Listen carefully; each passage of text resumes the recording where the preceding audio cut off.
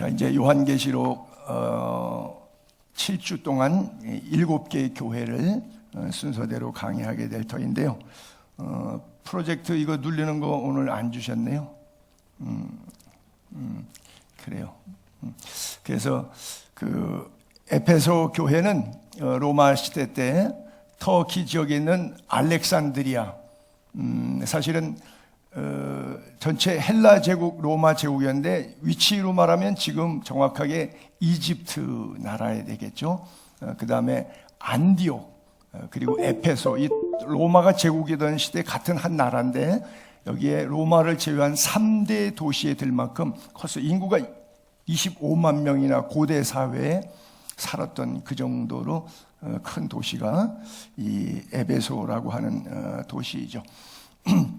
지금은 셀죽이라고 하는 작은 소도시가 돼서 뭐 인구 별로 얼마 살지 않는 작은 도시고 유적지가 되어 있어요.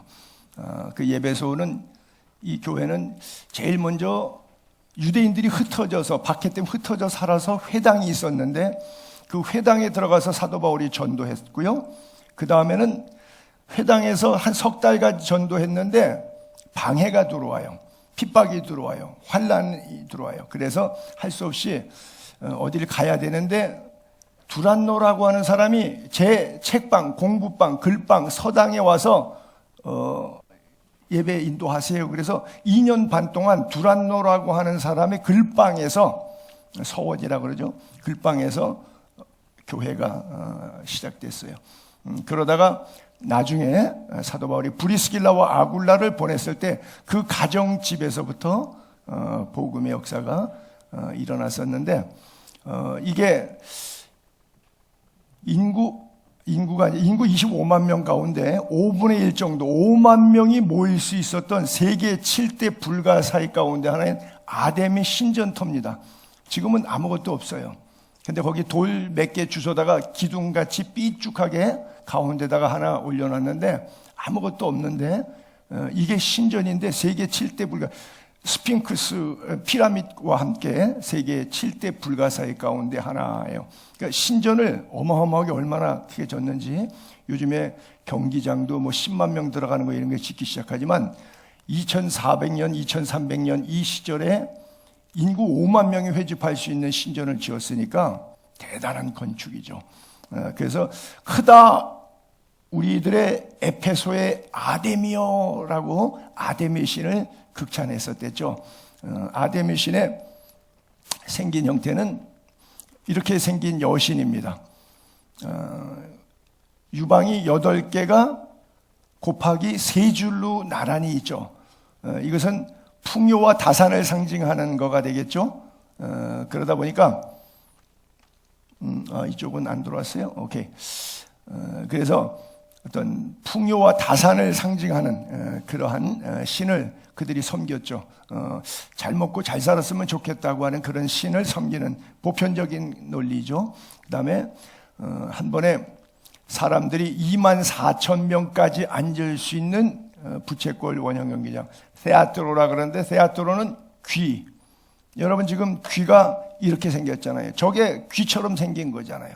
가운데 공명이 되는 포인트에서 소리가 나가면 소리는 공기보다 가벼우니까 앞으로 나가면서 공기보다 가볍게 자꾸 뜨겠죠. 그리고 옆으로 펼쳐져 나가겠죠. 이 원리로 24,000석이 24,000명인데 마이크 시스템이 없는 시대 속에서도 지금 이 공간도 마이크가 사실 필요한데 야외에서 24,000명 모인데 마이크 시스템이 없어도 되면, 이게 하나님께서 귀를 이렇게 만드셨는데 그 모양 그대로 세아트로, 암피세아트로 형태로 저렇게 고대 사회에 누가 이렇게 머리가 좋은지 저렇게 만든. 예수님께서도 누가복음 5장에 보게 되면 배를 조금 띄기를 청하시고 무리들에게 설교하셨다고 하는 구절인데, 그 배를 조금 띄기를 청해서 갈릴리 바다에 배가 있는데 조금 배를 띈 거예요. 몇몇 타, 뭐 10m다 20m 약간 띄고. 왜냐하면 배에서부터 구릉진 언덕, 갈릴리 언덕인데 백성들이 앉아 있는데 그 앞에서 설교하면 뒷사람들이 잘 안 들리니까 주님도 그걸 아신 거죠. 배를 조금 띄기를 청하시고, 그래서 바닷가 쪽으로 한 10m, 20m 배를 띄어서 물러나서 거기서 설교하시니까 갈릴리 바다 해변 주변의 구릉진 부분의 언덕배기에 앉아있는 천중이 오병이어 기적만 해도 모인 숫자가 약 2만 명 되잖아요. 그래도 2만 명이 어떻게 설교를 다 들었을까요? 200명 놓고도 마이크 없으면 설교하기 어려운데, 이런 그 하나님의 창조의 질서에 귀를 만드셨던 세아트로, 그래서 바로 이걸 암피테아트로라고 하는데, 이런 것들이 있었고, 저기서 바로 모여서 크다 에페소의 아데미오, 그러고 사도 바울의 전도를 막기 위해서 소요, 시위, 데모했던 장소가 바로 저 장소였죠. 주로 노래 잘하시는 분들은 저런 데 가운데 스테이지 서갖고 한번 노래하면 사람들의 박수갈채가 어마어마합니다. 지금도 여름 낮에는 오케스트라나 이런 콘서트 같은 것을 저기서 야외 음악당에서 그대로 현재도 사용하는 그런 장소입니다. 자, 어쨌든 사도 바울이 고린도의 교회를 세울 때 맨 처음에는 회당에 들어가서 석 달 동안 강론했는데, 사람들이 듣다가 비방하는 유대인들이 있으니까 이제 두란노라고 하는 사람의 책방에 가서 2년 동안, 그래서 여기는 토탈 약 3년 가까운 세월 동안 바울이 복음을 전했고요. 그리고 2차 전도행 끝난 다음에 다시 또 갔을 때 브리스길라와 아굴라를 데리고 가는데, 보시면 알렉산드리아 출신 아볼로라고 하는 사람이 에페소에 왔을 때 언변이 좋아, 성경에 능통해. 그 성경은 구약 성경이죠. 근데 일찍이 주의 도를 배워서 열심히 예수에 관한 것을 자세히 말하며 가르치는데, 물 세례만 알지 성령 세례를 몰라.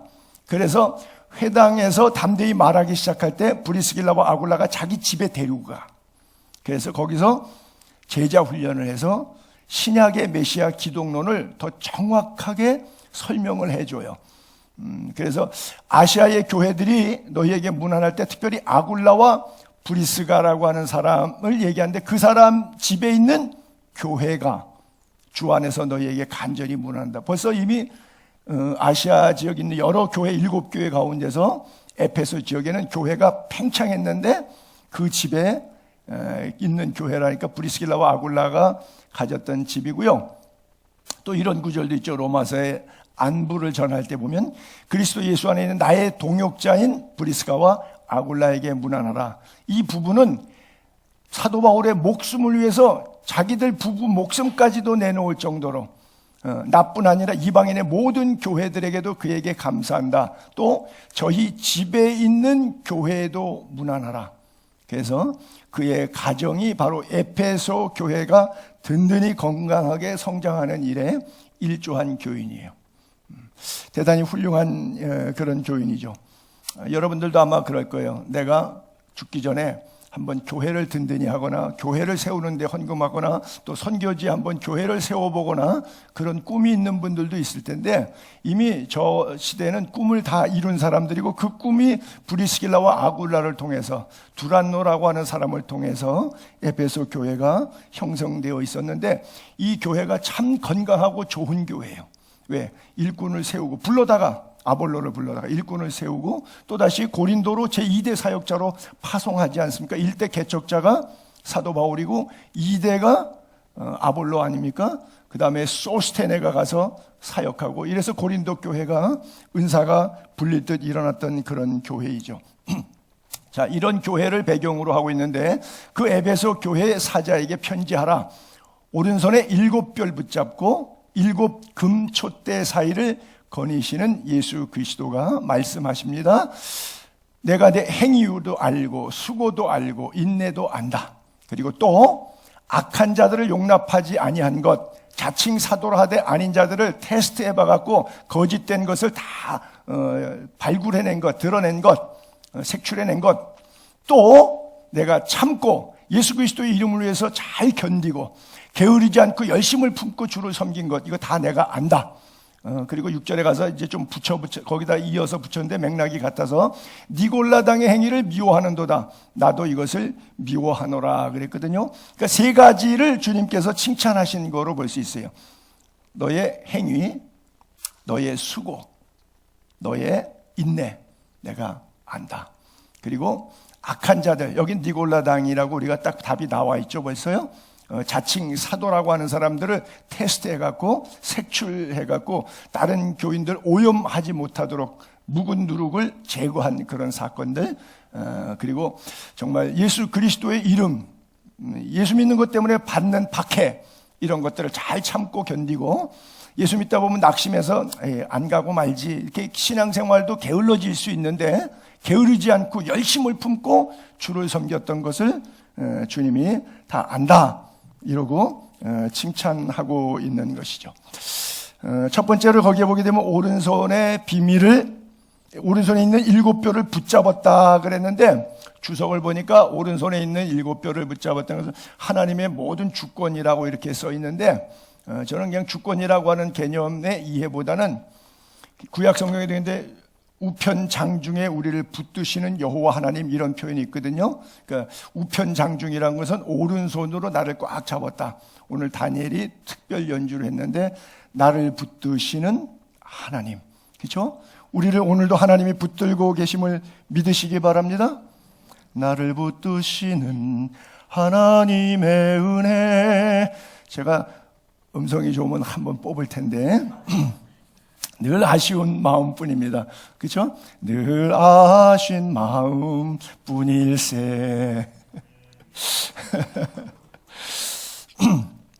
7 금촛대 사이를 다니신다 그랬는데 제가 여기다가 2주째 일부러 이렇게 놨죠. 이 촛대는 하나예요. 7개가 아니에요. 그렇잖아요. 하나의 촛대에 7개의 불을 얹을 수 있는 것이죠. 이게 뭐예요? 예수 그리스도 한 몸 안에 에베소 교회부터 서머나, 두아디라, 사대, 빌라델피아, 라오디게아 이런 여러 교회들을 갖다가 에베소 교회부터 시작해서 쭉 구분했는데, 저는 그런 느낌이 들어요. 예수 그리스도, 빛 대신 예수 그리스도의 촛대 안에 여러분들이 각자가 있는 거예요. 그렇죠?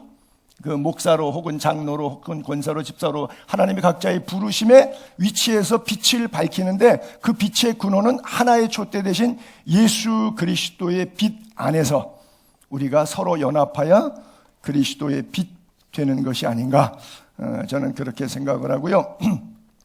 우리를 아신다 그랬는데 주님만 알아주시면 되죠? 목사도 알아줘야 돼요? 안 알아주면 교회 옮겨. 기분 나빠. 노래는 이렇게 부르죠. 주님이 기억하시면 좋하리. 그렇죠? 천국에서 해같이 빛날 거니까 이 땅에선 빛 안 나도 주님이 알아주시면 좋하리. 그냥 그건 노래일 뿐이에요. 사람 인정 바라보다가 실망하고 시험 들고 피곤해하고 낙심할 때가 참 많아요. 선을 행하다 낙심하지 말지니 피곤하지 아니하면 때가 이르면 거두리라 말씀하셨거든요. 때로는 눈물로 씨를 뿌리지만 정녕 기쁨으로 단을 거둘 때가 있거든요. 그 믿음으로 살게 되기를 바랍니다. 그러나 우리끼리 서로 인정해 주면 좋겠어요. 서로 아예 뭘 이렇게 하지 말고 참 귀하다.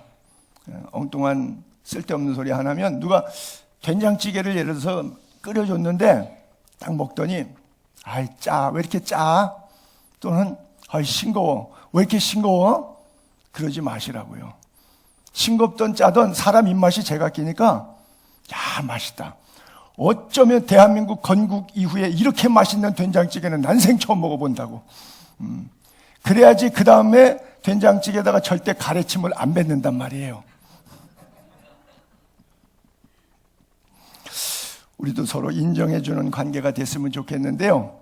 물론 주님이 인정하시지만 성경에도 보니까 사도 바울이 상당히 위험 수위가 높은 발언을 공개적으로 성도를 칭찬하는 경우가 있었거든요. 형제들아, 스데바나 집 사람들 가만히 보니까 아가야에 왔을 때 내가 전도해서 예수 믿게 된 첫 열매인데, 또 이 사람들은 성도 섬기는 일에 아주 온 집안이 작정을 했네.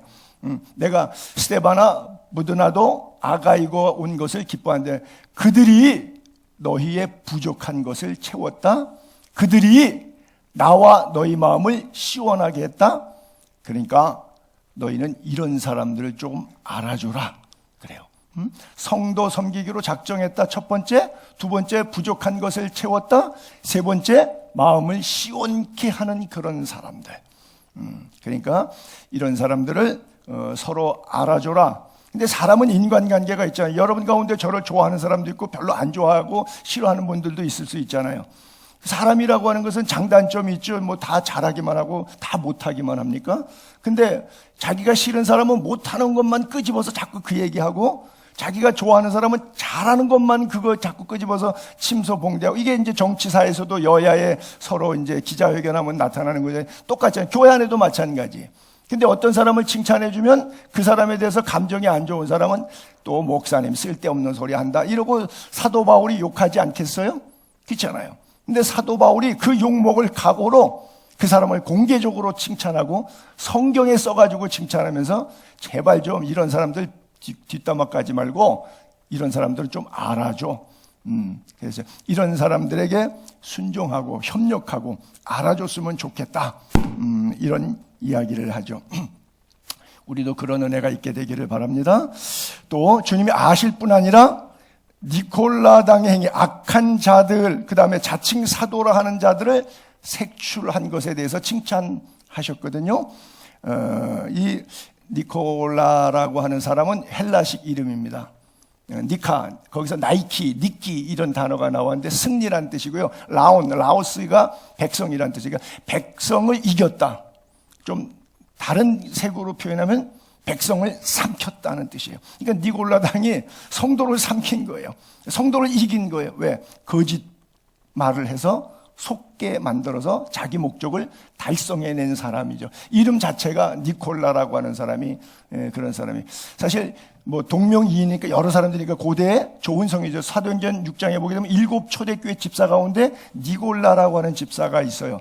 그래서 초대교회 성도들 가운데 신령한 분들의 니콜라라고 하는 이름 많이 있었어요. 그 니콜라우스가 바로 산타클로스예요. 산타가 세인트란 말이거든요. 클로스가 니콜라오에서 나온 거예요. 그래서 그 사람이 지금부터 한 1800년에 285년경인가 AD에 있었던 그 선행을 했던 사람에서 우리가 산타클로스가 나왔는데, 어쨌든 좋은 사람도 있지만 교회 안에 자기가 어느 정도 좋은 이름 때문에 또 덕망도 있고 돈도 있으니까 맨날 밥 사주고 선물 공세하다 보면 그 사람이 자기 편 되죠. 근데 목회자와 바울과 힘교리를 하는 거예요. 바울은 뭐 힘이 있어요? 자비량 사역하는 사람인데, 근데 자기가 가진 세상적인 지위나 권력이나 자기가 가진 물질적인 것으로 사람의 마음을 사로잡아서 자꾸 거짓말해서 사도 바울의 복음을 다른 복음이 되게 만들었던 사람이 대표적으로 니콜라오인데, 니콜라오가 권력과 돈이 있으면 뭐해요? 믿음 생활하기가 어렵죠. 세상이 시키는 대로 다 따라가서 세상 권력과 결탁을 해야지 자기 삶이 편해져요. 그러다 보니까 뭘 했느냐? 로마 황제 숭배 사상인데 기독교인들은 이거 우상 숭배니까 황제 숭배하면 안 된다 이랬는데, 니콜라 집사님은 괜찮아. 그거는 신사 참배가 아니라 국민 의례야. 우상 숭배가 아니야. 해도 돼. 이래서 신사 참배하게 만들었던 대표적인 사람이 이 니콜라네. 더군다나 크다 에페소의 아데미의 여신이 그렇게 자리 잡고 있는 땅에서 바로 이 니콜라 집사가 자기가 현지 생활하는데 세속적인 사람들하고 결탁된 삶을, 재정적 삶을 살아가는 데 있어서 불편하지 않기 위해서 양심이 괴로우니까 이건 괜찮은 거 나쁜 것 아니야. 그래서 연약한 성도들까지 전부 다 평일날은 우상 숭배하고 주일날은 예배하고 그냥 다원주의 종교사관으로 짬뽕으로 혼합되게 살아도 괜찮을 정도로 마음을 편안하게 풀어줬단 말이에요. 그러다 보니까 교회가 거룩성을 자꾸 잃어버리고 세속화 길로 가게 된 것이죠. 그러니까 교회가 묵은 누룩 때문에 온 덩이에 퍼져갖고 점점 변질이 오고 부패가 왔잖아요. 그래서 바로 이것이 이런 사람들을 정확하게 시험해서 아니다. 그래서 악한 말, 악한 사람, 니콜라당의 행위를 정확하게 구분해낸 거죠. 근데 너희가 잘했다? 나도 미워한다. 그랬죠. 주님도. 너희가 그걸 미워했지? 나도 사실은 미워해. 그렇기 때문에 악한 자들과 자칭 사도를 색출한 것을 주님이 칭찬했고요. 또 하나가 또 참고 견디고 게으르지 않고, 즉 게으르지 않다는 것은 열심을 품고 주님을 섬겼다고 하는 거예요.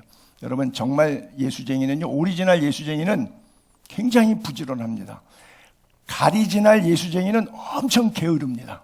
그러니까 그 사람의 사생활에 있어서 게으르다, 안 예수쟁이일 수 있어요.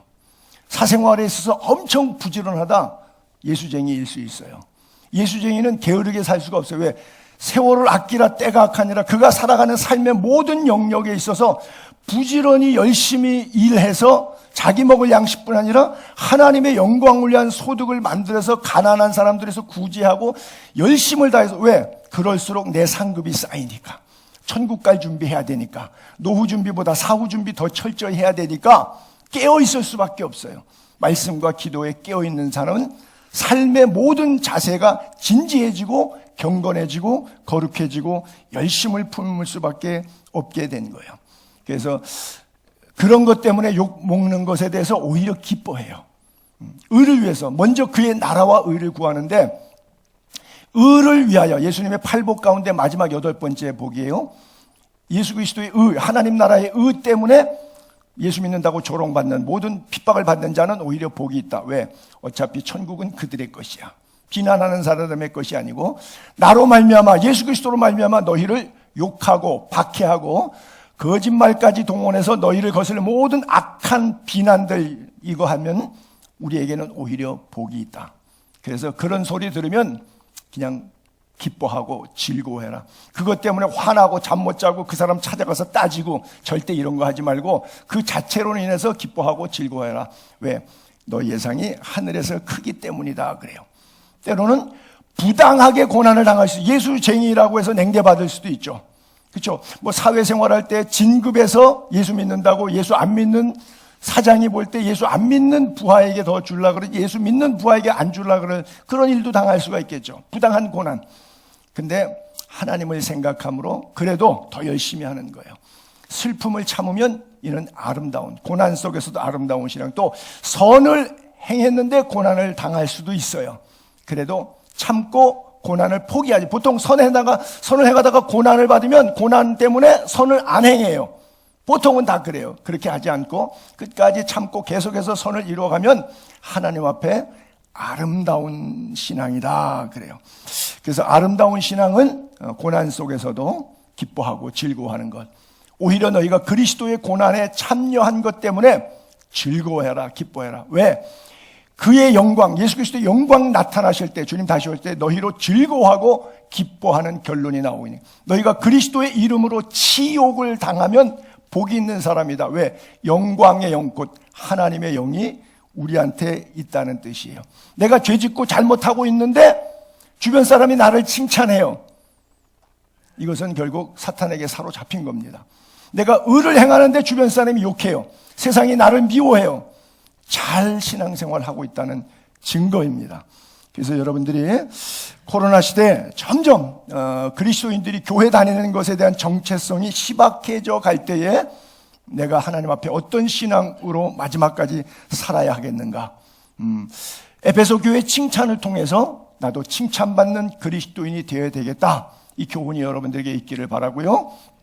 그 다음은 책망 부분인데, 그러나 너를 책망할 것이 있다. 지금까지는 전반전은 책망이었고 칭찬이었고 후반부는 책망인데, 처음 사랑을 버렸다.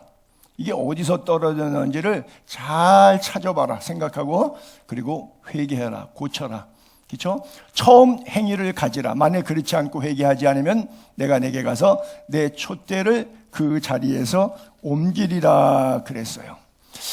여러분, 처음 사랑, 처음 행위 어디서 떨어졌는지 분명히 볼 수 있기를 바랍니다. 아까는 칭찬이었는데 지금은 책망이에요. 아까는 굉장히 잘했다 그러니까 니골라당의 행위를 미워하니까, 미워한 것을 잘했다 그러니까 그 미움이 증폭돼 가지고 미워하지 말아야 될 것까지 미워할 수가 있어요. 여러분, 왜 형제지간에 그런 거 있죠? 누가 이렇게 형제가 누가 미우면 조카는 잘못이 없는데 그 형제 미워하니까 그 형제의 자식이 조카가 안 이뻐 보일 수 있겠죠. 이거는 잘못하는 것이죠. 똑같아. 이런 현상들이 많아요. 공의를 세우는, 목사가 교회의 질서를 바로잡게 막 공의를 세우다 보니까 지 혼자 공의감에 불타고 소영웅심에 불타서 교인들에 대한 사랑이 없어져 버렸어요. 그러면 목회 집어쳐야 되는 거죠. 우리 선교사들 만날 때 가끔 우리 현지인들에게 당하고, 경제적으로 당하고, 도둑질 당하고, 물건 훔치면 뺏겨가고, 속고 막 그래요. 그러면 막 씩씩해갖고 막 화가 나갖고 현지인들에 대해서 막 비난하는 얘기를 이렇게 막 하게 돼요. 그러면 제가 후배 선교사들에게 꼭 그런 얘기를 했죠. 철수하라고. 예수님이 십자가 질 이유가 있어서 십자가 지신 거냐고. 우리가 그 많은 시간과 돈과 생을 투자해서 선교지에 왔을 때 생명까지도 주겠다고 하는데 나를 비난한 거나 내 돈 좀 훔쳐간 거는 내 생명 갚하고 따질 때 아무것도 아니잖아요. 그래서 내가 돈 좀 잃고 비난 좀 받아도 그 영혼을 구원할 수 있다면 생명까지도 주려고 간 친구인데 뭘 아까워할 게 있어요. 하나님이 우리를 어떻게 사랑하셨다고요?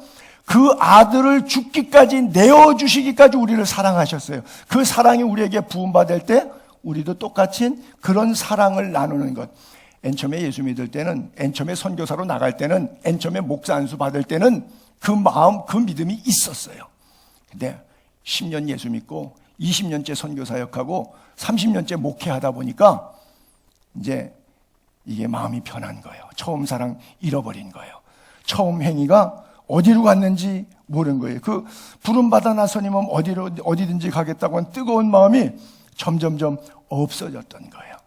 그래서 굉장히 어려운 건데 공의와 사랑을 공존시키면서 지혜롭게 살아간다는 것 자체가 쉽지 않죠.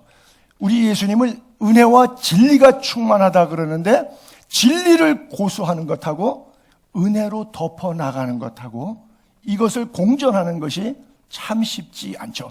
니골라당의 행위를 미워하니까 주님도 옳다고 나도 미워한다고 생각하니까 그 미움의 반사가 나타나는 효과, 영향력이 사랑을 잃어버리는지도 모르고 공의 세우겠다고 온종일 거기에 매달리는 것에 대한 걱정, 염려, 교훈들을 우리들에게 주고 있는 것이죠.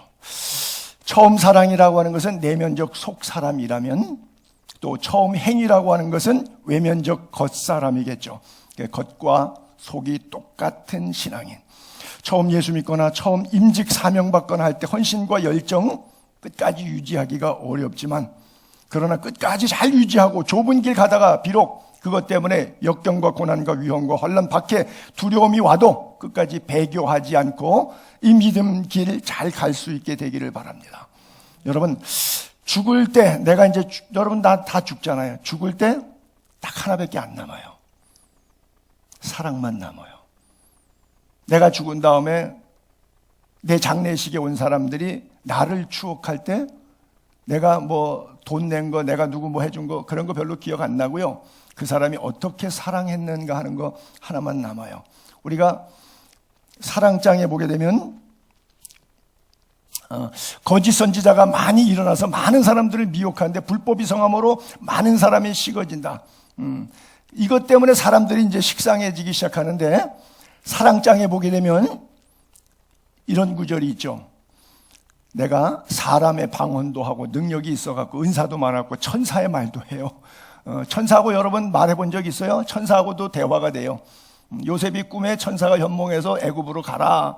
뭐 이런 것도 있죠. 천사로 말 그런 수준의 영적인 수준이 높은 사람. 근데 사랑이 없으면 소리 나는 구리, 울리는 꽹과리예요. 예언도 하고 설교도 잘해요. 능력도 있어요. 병도 고쳐요. 비밀, 지식, 뭐 산을 옮길 만한 믿음, 어마어마한 목회자예요. 근데 그 목사가 사랑이 없으면 이제 nothing. 아무것도 아니에요. 내게 있는 모든 것으로 여유나 돈이나 시간이나 물질, 건강, 탤런트를 다 구제해 쓰고 심지어 내 몸을 불사르게 내줄지다는 뭐 살찐 성인의 모습을 보였는데도 사랑이 없으면 내게 아무 유익이 없느니라. 사랑장을 시작하면서 계속 반복적으로 얘기하는 게 뭐예요? 사랑만 남는다는 거예요. 그래서 13장의 마지막 절 13절 그런즉 믿음, 소망, 사랑 이 세 가지는 항상 있을 것인데 그 중에 끝까지 남는 것은 사랑이라고 그러잖아요.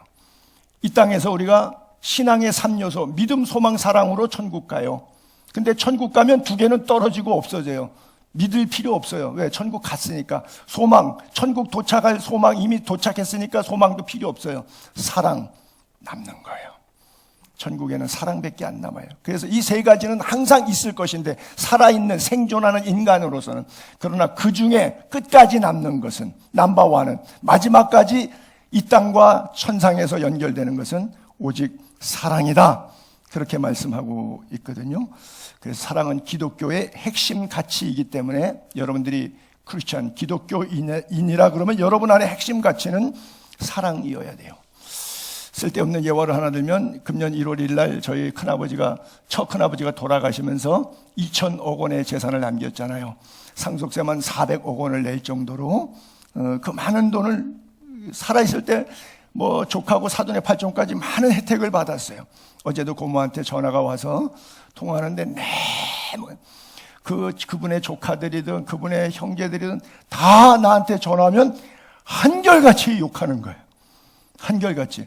자기네들은 아파트 2-3채씩 받고 자식의 손주들까지 외국 나가도 등록금까지 다 대주고, 첫 대학 졸업 등록금 안 받은 사람 없고, 첫 직장 가면 자가용 사주고, 그 다음에 장가 가고 시집 가면 집 사주고, 빌딩들도 다 나눠갖고, 저희만 안 가졌어요. 분명히 아세요.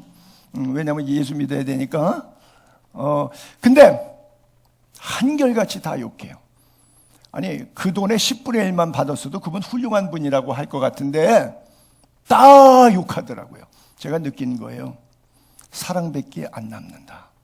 돈을 그렇게 수태줬는데, 빌딩을 줬는데도, 수십억씩 다 나눠 먹었는데도 욕하더라고요. 근데 그건 못 줬지만 우리 어머님 돌아가신데 저한테 유산을 1불도 못 남기고 돌아가셨어요. 근데 어머님 기억하면 눈물이 날라 그래요. 제 컴퓨터 모니터의 가운데 딱 어머님 사진이 있어요. 날마다 어머님 바라봐요. 어머님 기도를 본받아야 되는데 어머님의 눈물로 자식들 6남매를 얼마나 사랑하셨는가. 그냥 생각만 하면 감동, 눈물, 가슴이 먹먹. 왜?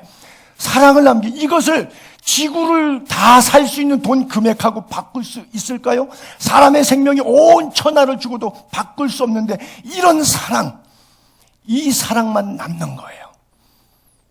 돈 있는 분들 자식에게 유산 주시겠지만 그거 주시는데 너무 많이 머리 벙벙하게 신경 쓰시고 고민하지 마세요. 그것 때문에 죄짓고 타락하고 범죄하고 하나님 더 떠날 수 있어요. 그리스도의 십자가의 사랑만 남는 거예요. 인위적인 사랑이 아니라 내 가슴에 예수 그리스도의 피로 나 같은 죄인 살리신 주 은혜 고맙다고 하나님의 사랑이 내 안에 부어졌으니까 그 구원의 감격의 사랑을 오롯이 내 자녀에게, 자녀손들에게 흘려보내는 사랑. 이게 돈 몇 푼 줘서 생길 수 있는 사랑이 아니라고 하는 것이죠. 이 사랑이 저와 여러분 가슴 속에 있게 되기를 바랍니다. 그래서 주님이 너무 훌륭하고 정말 에베소 교회처럼 훌륭한 교회, 칭찬받은 교회, 참고 견디고 열심히 주를 섬겼던 교회, 사람을 키우고 파송하는 교회, 이렇게 좋은 교회를 넘어 위대한 교회가 없을 만큼 훌륭한 교회인데도 불구하고 주님이 너무 안타까운 거예요. 결국은 그 좋은 일, 훌륭한 수고들을 다 놔두고 없어지지만 남는 것은 사랑인데, 그 십자가의 사랑인데, 이 사랑이 없으면 아무것도 아닌데, 이 사랑 잃어버렸으면 어디서 떨어졌는지 회개해라. 메타노이아, 생각을 뒤집는 거예요. 삶을 뒤집는 거예요. 방향을 180도 선회하는 거예요. 진정한 회개는 돌아서고 되돌아가지 않는 거예요. 180도로 가야지 또 거기서 돌아서서 360도로 가면 그걸 도루묵이라 그래요.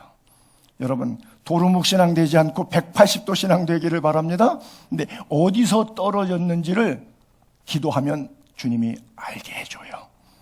그래서 내가 믿음 생활하는데 믿음, 소망, 사랑이 다 식어지고 서늘해져 있으면 주님 깨닫게 해주세요라고 기도하세요. 여러분, 탕자의 이야기를 샘플로 적용해 볼게요. 탕자가 아버지 재산 달라 그래서 창기와 함께 친구들이랑 다 향락생활 하다 보니까 돈이 똑 떨어지니까 돼지치는 주염열매 먹으면서 생고생했거든요. 그때 스스로 돌이켜 이르되, 내 아버지에게는 양식이 풍족한 품근이 얼마나 많은가. 나는 여기서 줄여 죽는구나. 내가 일어나 아버지께 가서 이르기를, 아버지, 내가 하늘과 아버지께 죄를 지었사오니 이제부터는 아버지 아들이라 일컬음을 감당하지 못하겠나이다. 나를 품꾼의 하나로 보소서 하리라 하고 이에 일어나서 아버지께로 돌아가니라 그래요. 스스로 돌이켜야 돼요. 우리는 이 상황에서 이렇게 생각할 수 있어요. 자식들 말이야, 내가 돈 많을 때는 옆에 친구들 그렇게 많더니 지들을 위해서 내가 돈도 쓰고 기부금도 내고 했는데 내가 어려울 때 안 도와줘, 이 나쁜 놈 자식들. 응? 그놈의 기집애 내가 돈 있을 때는 와서 시덕거리고 나하고 같이 술 마시고 잘 놀더니 나 돈 없다고 이렇게 나를 냉대해, 이놈의 기집애. 뭐 이러고 속에서 불평불망을, 내가 잘못한 것이 아니라 친구들과 주변과 상황을 원망할 수 있어요. 그렇게 하는 사람들 많아요. 내가 망하게 된 이유를 내 안에서 찾지 않고 남에게서 찾아갖고 원망, 시기, 질투, 분노, 우울증에 걸릴 만큼, 짜증병에 걸릴 만큼 그런 사람들이 많아요. 근데 탕자는 깨달았어요. 돌이켰어요. 이유를 파악하기 시작했어요. 아버지의 집과 내가 처한 현실의 차이가 왜 이렇게 되었는지를, 결과를 영적으로 정확히 분석하기 시작했어요. 그리고 결단합니다. 일어났습니다. Keep going. 계속해서 갔습니다. 어디까지? 아버지 집에까지. 아버지 집에까지 돌아가는 은혜가 있게 되기를 바랍니다. 그가 회개하였더니 심지어 낮은 자세로 아들이 아니라 나는 종입니다라고 고백했더니 아버지가 그를 끌어안습니다. 아버지께로 돌아가면 극악무도한 어떤 죄도 용서받지 못할 죄가 없음을 기억하시고 이 시간도 아버지께로 돌아가는 은혜가 있게 되기를 바랍니다. 그래요. 세상이 너무 좋은 줄 알고 분깃 아버지 거 어차피 내 거 돌아가시면 아닙니까? 그러니까 달라고 해서 탕진했단 말이죠. 여러분, 가늠한 여인들아, 세상과 벗된 것이 결국은 하나님과 원수됨을 알지 못하느냐? 그런 중 누구든지 세상과 벗이 되고자 하는 자는 스스로 하나님과 원수되는 것이니라. 그것이 아버지와 원수되는 관계인지 모르고 돈만 있으면 아버지도 필요 없다는 거예요. 어차피 아버지 죽으면 그 돈 일정 부분은 내 것 아니냐. 그리고 가가지고 세상과 벗되기를 그렇게 기뻐했던, 여기에서 처음 사랑을 잃어버렸던 사실을 탕자가 깨달았던 거예요. 육신의 정욕과 안목의 정욕과 이 세상이 모든 것, 이 세상에 있는 것들과 세상에 있는 것들을 사랑하지 말라, 오직 하나님을 사랑하라고 말씀하셨는데, 에베소 교회는 이런 문제로 인해서 하나님의 사랑이 떠나게 됐는데, 사실은 AD 96년경에 이 에페소서를 기록했는데 그로부터 40년 전에 AD 약 58년경에 사도행전에 이런 기록이 나와요. 에베소에서 내가 떠나간 후에 쌓아나온 이리가 여러분들이 들어와서 그 양떼를 아끼지 않고 여러분 중에 제자를 끌어 자기를 따르게 하려고 어그러진 말을 하는 사람이 일어날 줄 아노라. 근데 실제 40년 뒤에 그 일이 이루어진 것이죠. 사도행전이 이 기록과 오늘 본문의 요한계시록 2장의 기록 사이에는 약 40년의 차이가 있는데, 이미 바울이 예언했던 게 사도 요한 목회 시절에 이루어졌던 것이죠. 그리고 디모데가, 바울이 떠난 다음에 디모데를 거기서 목회를 시켰어요. 에페소 교회에. 내가 마케도니아 때 너를 권하 에페소에서 목회해라. 그리고 거기서 남겨둔 이유는 다른 교훈이 슬슬 교회에 퍼지기 시작했어요. 그리고 뭐 신화 얘기, 아르테미신 얘기, 뭐 족보 얘기, 이런 거 자꾸 몰두하는 거예요. 교회 와가지고 딴소리 하는 거예요. 근데 성경의 교훈의 목적은, 설교의 목적은 뭐냐? 청결한 마음, 선한 양심, 거짓이 없는 믿음, 그 속에서 나오는 그리스도 안에서의 피차 사랑함, 이 사랑함. 근데 여기서 벗어나서 자꾸 헛된 말에 빠져 있단 말이죠. 그리고 성령도 뭐라고 깨우침을 주었냐면, 믿음에서 떠나서 미혹하는 영, 귀신의 가르침을 어떤 사람들이 나중에 따르게 될 것이다. 그리고 혼인을 금하라, 식물도 금해라, 금식해라. 그래야 경건한다. 이런 쓸데없는 소리 했어요. 모든 것이 혼인도 하나님이 결정하신 거고 음식도 하나님이 우리에게 주신 것인데 말씀과 기도로 거룩하여지는 것이지 자기가 자기를 쳐서 복종하는 것만이 우리가 거룩해질 수 있는 길은 아닌데 이런 쓸데없는 이야기들이 그들을 어지럽혔던 거예요. 그래서 이것을 바로잡는 이야기를 사도 바울이 사도 요한이 남겼는데 결국 촛대를 옮기겠다. 여러분들의 믿음 생활하면서 예수 그리스도의 빛된 촛대가 말씀이 내 중심에 살아있는가? 안 그러면 촛불이 꺼졌는가? 여러분들이 지금 밝게 살고 있는가? 어둡게 살고 있는가? 어떤 것이 경건 거룩인가? 하나님의 말씀과 기도가 혹시 떠나 있다면, 여러분들이 말씀 생활에 기도 생활에 떨어 있다면 여러분 마음속에 어둠이 있을 거예요.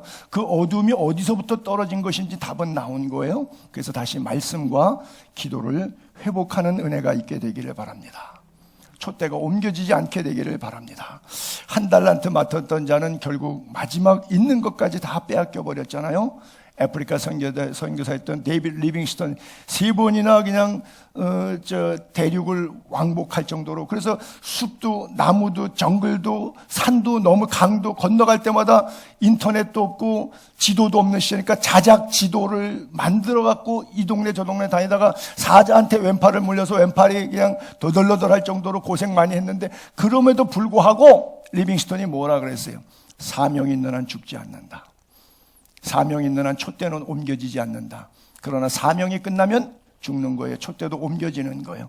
근데 살아있는 동안 촛대가 옮겨지지 않으려면 우리가 사명에 깨어 있어야 되는데 우리의 사명은 뭐예요? 질그릇같이 연약한 깨지기 쉬운 우리 안에 사명은 뭐예요? 이 안에 예수 그리스도의 보배를 담았는데 그 예수 그리스도의 보배가 우리에게 명령하신 것은 뭐예요?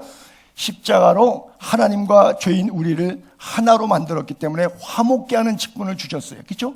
우리의 역할 사명은 뭐예요? 화목케 하는 직분. 그것은 뭐예요? 사랑이죠. 그래서 그리스도 하나님의 사랑을 비춰주는 반사경처럼 마지막 부분에 보게 되면 귀 있는 자는 성령이 교회들에게 하시는 말씀을 들을지어다 그래요. 귀 있는 자, 거듭난 자, 중생한 자, 예수 믿는 자, 교회들에게 우리들에게 하시는 말씀 듣게 되기를 바랍니다. 사람은 망할 때 귀부터 망한다 그러죠. 그래서 분별해서 잘 듣고 세상의 소리인지 하나님의 음성인지 잘 듣고요.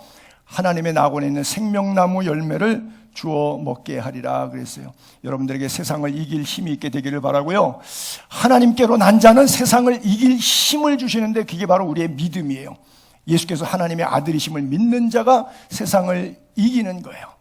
세상에 자꾸 넘어지는 것은 이 확고한 믿음이 없기 때문이다 그런 거예요. 마지막으로 너희가 믿음 안에 있는가 너희 자신을 시험하고 너희 자신을 확증하라.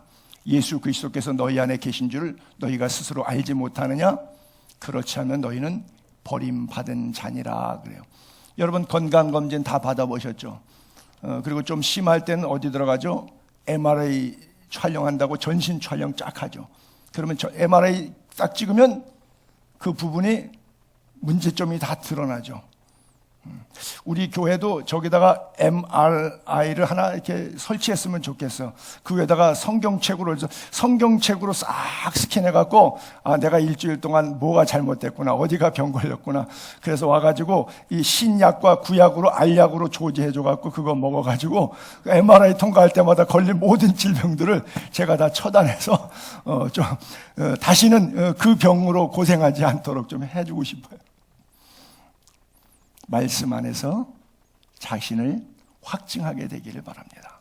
여러분 우스갯소리 같지만 이 성경책을 너무 우스갯소리 같은 좀 예화가 좀 적절하진 않은데 MRI처럼 여러분들을 비춰보는 반사경 거울 될 수 있게 되기를 바랍니다.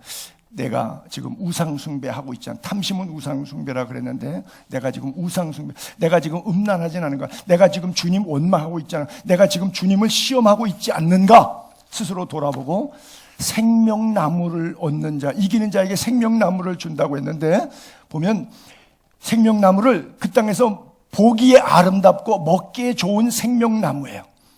근데 그 생명나무를 뺏긴 거예요. 에덴에서 추방되면. 마지막에 요한계시록에 보게 되면 요한계시록 마지막 장 22장에 보니까 그 생명나무가 있다 그랬어요. 에덴 동산에서 생명나무, 우리가 쫓겨나와서 그거 나무 못 먹는데 그 나무를 다시 얻는 걸, 그것을 천국 회복 상징이에요. 12가지 열매를 맺어요. 만국을 치료하기 위하여 있더라 그랬어요. 우리가 얽매여서 세상에서 노출된, 특별히 코로나 시대 바이러스에 노출돼 있잖아요. 바이러스가 무서운 게 아니라 죄의 싹은 사망이라고요.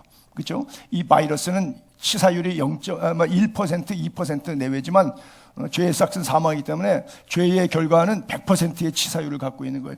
이 죄악 얽혀있는 세상 속에서 생명나무 대신 예수 그리스도 붙잡고 그분이 우리를 치료하실 때 영혼과 육체가 온전히 오롯이 치유되는 은혜가 있기를 주님의 이름으로 축복합니다. 기도하겠습니다.